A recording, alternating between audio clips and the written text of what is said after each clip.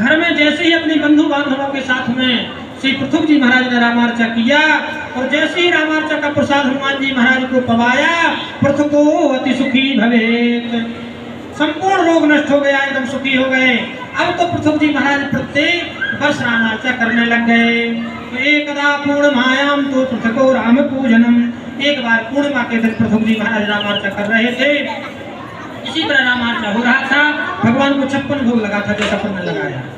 और उसी समय एक बंधुक नाम का धीवर बह लिया, जिसका व्यापार था पशुओं को मारना, पक्षियों को मारना, हिंसा करना, शिकार करना। वहां से निकल रहा था, प्रातः काल निकला था शिकार के लिए, उसको कोई शिकार मिला नहीं, भूखा प्यासा भटक रहा था। जहाँ रामार्चा हो रहा था वहीं से निकला। और जब उसने वहाँ अनेक प्रकार के पकवान रखे हुए देखे, उसने कहा यहाँ तो बड़ा माल रखा है, कुछ ना कुछ हो सकता हमको भी मिले, तो बैठ गया। उसने भी कथा श्रवण की, अंत में प्रसाद वितरण हुआ तो उसको भी दिया गया। उसने प्रसाद पाया और प्रसाद पाते ही जैसे ही पुनः वो सौराष्ट्र में गया, सौराष्ट्र में सहता व्याघ्रान, उसको एक बाघ ने मार डाला, खा लिया बाघ ने। जब वो मरा तो भयंकर जमराज के दूत आए और पासे बद्ध्वा दंडम ताड़े, पास में बांध लिया और उसको दंड से मारने लग गए। वो चिल्लाया, जब चिल्लाया तो राम किंकराः, भगवान के पार्षद वहां प्रकट हो गए, जिनके 4 भुजाएं, चारों भुजाओं में शंख चक्र गदा पद्म। भगवान के पार्षद माने भगवान, भगवान में भगवान के पास तो भेद नहीं है। जैसे भरत जी भगवान के पार्षद हैं, इसलिए भरत राम ही की अनुभावी, राम जी के समान है। थोड़ी सा अंतर होता है, भृगुलता का, श्रीवत्स के निशान का और कौस्तुभमणि, ये 3 अंतर होते हैं। बाकी शंख चक्र गदा पद्म में भगवान के हाथ में रहता है, कोई भगवान के पार्षद हो। सहसा लख न सकहि नर नारी, एकाएक कोई पहचान नहीं पाएगा कि भगवान है, तो भगवान के पार्षद है। उसी को सारूप मुक्ति कहते हैं।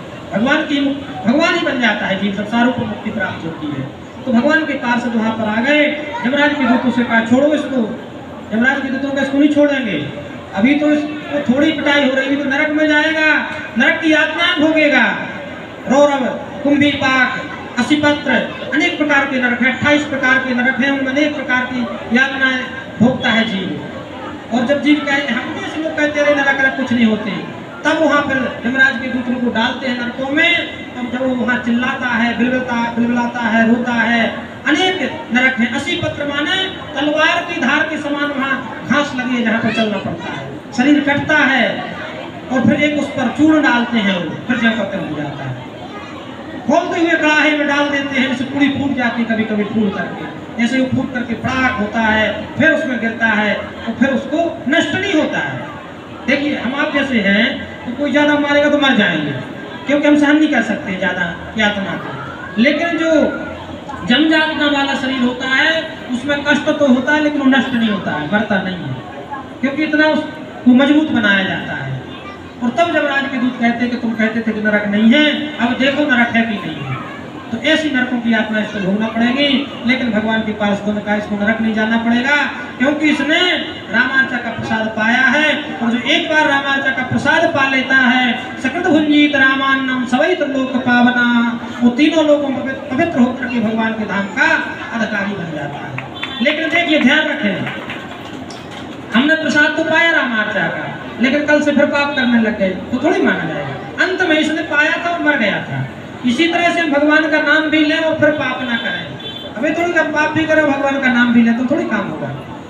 हमने अभी तक जो पाप किए, अब हम ऐसा निर्णय कर लें कि हम पाप नहीं करेंगे और भगवान के नाम में जप में लग जाएं, भगवान के ध्यान में लग जाएं, भगवान का प्रसाद पा लें, तो वास्तव में फिर हम भगवान के धाम के अधिकारी हो जाएंगे।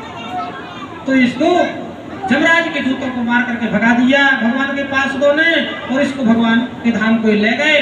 जमराज के दूत जमराज के पास गए, अपने दंड पास डाल दिए और कहा कि भगवान आपके यहाँ नौकरी चाकरी नहीं करना है।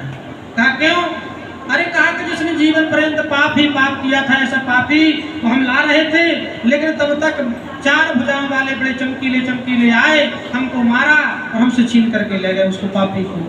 कहा क्या पाप किया था? कहा ऐसा कोई पाप नहीं था जो उसने ना किया हो। गोहंता विप्रहंता हिंसा चौरोरता सदा, गाय की हत्या की, ब्राह्मण की हत्या की, हिंसा की, चोरी की, ऐसा कोई पाप नहीं उसने ना किया हो। तो फिर क्यों ले गए भाई? जमराज जी ने पूछा। कहा कि उसने एक बार रामार्चा का प्रसाद पा लिया था, जब रामार्चा का नाम लिया तब धर्मराज जी ने अपने दूतों को चुप कराया कि यहाँ रामार्चा का नाम मत लो, क्योंकि नारकी जीवों के कानों में यदि नाम ही पड़ जाएगा रामार्चा का तो ये भी भगवान के धाम के अधिकारी हो जाएंगे, हमारा व्यापार बंद हो जाएगा। और अपने दूतों को समझाया कि जो एक बार रामार्चा का प्रसाद पा ले, जो एक बार रामार्चा का दर्शन कर ले, जो एक बार रामार्चा कर ले और जो एक बार रामार्चा की कथा सुन ले, ऐसे जीवों को यहाँ कभी मत लाना, क्योंकि वो तो भगवान के धाम के अधिकारी होते हैं। बोले भक्त वत्सल भगवान की। इस प्रकार से रामार्चा की बहुत बड़ी महिमा है। माता पार्वती जी कहती है और किसने रामार्चा किया? भगवान शंकर जी कहते देवी विशालापुरी में एक शर्म नाम का वैश्य रहता था। शर्म ये बड़ा धनवान था, लेकिन ब्राह्मणों को और संतों को पास जावे और संतों से ब्राह्मणों से कहा कि हमारा ऐसा काम हो जाएगा तो हम कितना बड़ा भंडारा करेंगे, ऐसा यज्ञ करेंगे, यह करेंगे, अनेक प्रकार की कामनाएं वहाँ बोल दे, लेकिन फिर ना करें। जब ना करें तो इस पाप के कारण इसका संपूर्ण धन नष्ट हो गया। और जब धन नष्ट हो गया, इसके पास कुछ नहीं बचा, तो संसार का नियम है। देखिए, जब आपके पास कोई पद होता है, आपके पास धन होता है, तो आपके सब बन जाते हैं, और जब आपके पास कुछ नहीं होता तो कोई नहीं पूछता है। अपने लोग ही कहते हैं पागल है, भटक रहा है।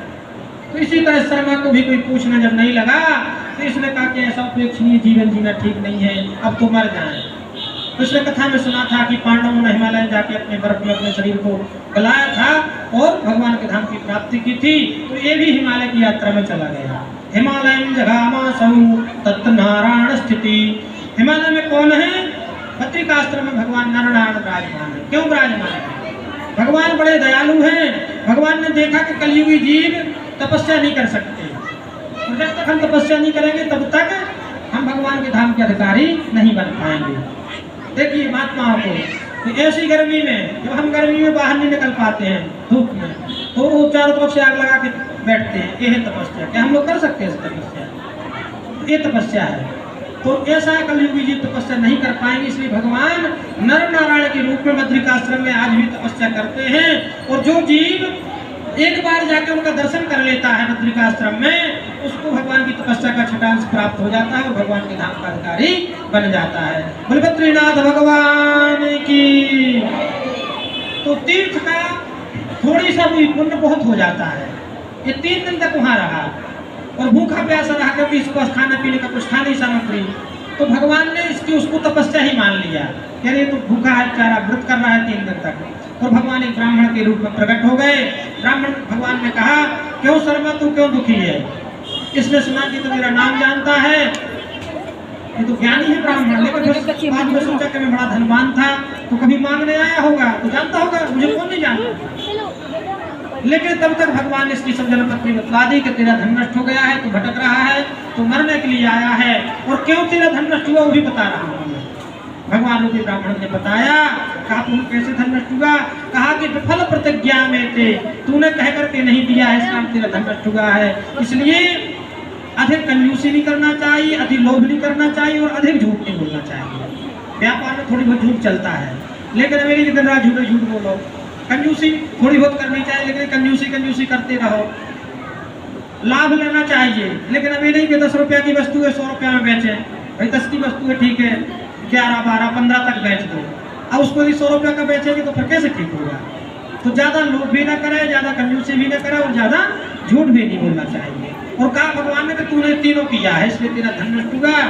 तो इस शर्मा ने कहा कि धन नष्ट तो हो गया, लेकिन ये बताओ कि क्या मिल सकता है फिर से? भगवान ने कहा क्यों नहीं मिल सकता, कैसे मिलेगा? कहा तुम रामार्चा करो। इसने कहा कि प्रभु पहले रामार्चा किसी ने किया है कि हमसे करवा है? भगवान ने कहा कि मधुकैटवनाशाय प्रतिसुप्त मया कृता ब्रह्मणा ही मया कृता पूर्वं सृष्टादौ ब्रह्मादिभिः। सृष्टि के पूर्व में ब्रह्मा जी ने रामार्चा किया और मधुकैटव का नाश करने के लिए मैंने भी रामार्चा किया और नारद आदि ऋषियों ने भी रामार्चा किया है। रामार्चा की महिमा बतलाई, विधि बतलाई भगवान ने। भगवान शंकर जी कहते माता पार्वती जी देवी